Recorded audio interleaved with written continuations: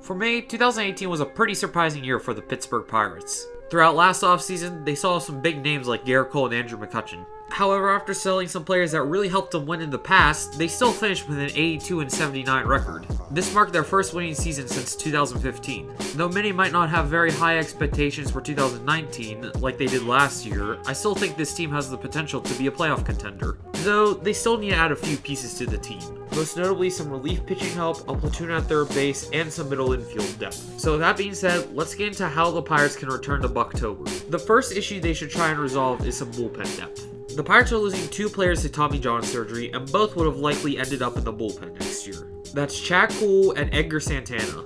Santana played a pivotal role in the later innings of games last year for the Pirates. In a total of 66 2/3 innings, Santana had a 3.26 ERA, 3.58 FIP, and a 1.101 WHIP. After having Tommy John surgery late in the 2018 season, Santana is expected to miss most of, if not all, the 2019 season. While the relief pitching role may have been new for Chad Kuhl, he does have the stuff to remain an asset in the bullpen. Kuhl usually generates decent strikeout numbers, and his fastball reaches up into the high 90s. However, like Santana, he'll likely miss most of, if not all, the 2019 season. Plus, the Pirates also don't have a really good lefty out of the bullpen besides Felipe Vasquez. Sure, they have Stephen Brault, but I don't know if he would really fit a setup role. However, there are plenty of solid options they could turn to the free agent market for that would be at an affordable price. One option is old friend Zach Duke. While he may have struggled with the Mariners after a trade from the Twins, he has experience being a setup man, and he does good when he's facing left-handed batters. A slightly more pricey option would be another old friend, Justin Wilson. Wilson's coming off an overall solid season with the Cubs, and he has experience in late inning roles, having been the Tigers' closer for most of 2017. On the trade market, there's another former Pirate that I'd like to bring up. That's current Giants setup man, Tony Watson. Watson's coming off a nice bounce-back season with the San Francisco Giants. He recorded his lowest ERA, FIP, and walk total since the 2015 season. Plus, he's on the last year of his contract, and he'll only be paid $3.5 million. Watson also comes with a $2.5 million player option for 2020.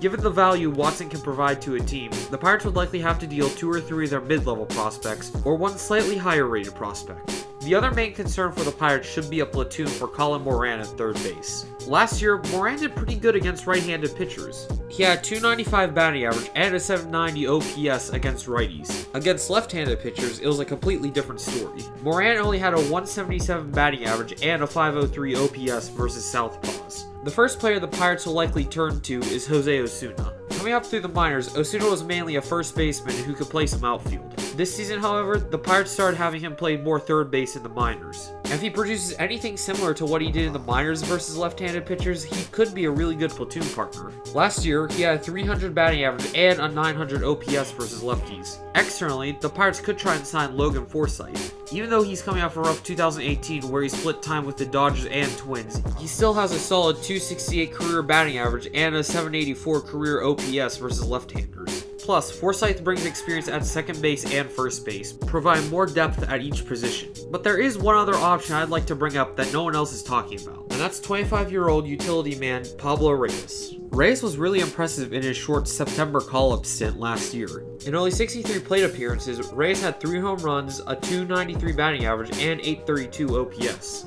Plus, he can play middle infield, third base, and the corner outfield positions at an adequate level. In the minors, he was also known for stealing some bases and not having bad power.